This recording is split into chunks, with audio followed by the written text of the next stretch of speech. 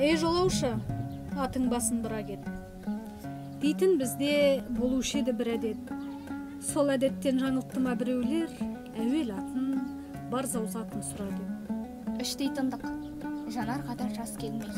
Қасиетті алмадық ау қастерлей. Аты жөнін сұраушы мед бұл қазақ, ең әуелі сусын бермей, ас бермей. Мәз боп жүрміз, қол жеткенше несіпке.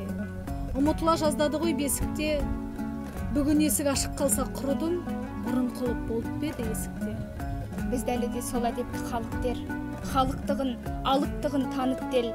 Бірақ айтшы айналайын ағайын, қай дәстүрің қалды бүгін дәріптер. Жақсатымыз, мақсатымызға жабап, кірлегенді алсақ шіркін тазалап, әкемізбен арақ іштік қосылып, анамызды арақпенен азалап. Азбас дейтін азып жатыр асылда, қаныпезер қаш жауын жүр қасыңда, шайқалады шайтау шатақ сол шайтан, шаймен бірге дастарханның басында. Елігеді, елік қыз бен елік ол, желігеді қағып өтіп сені бір, қайманаңнан үйренгенің емес пе, қай бабаңнан қалған дәстүр еді бұл.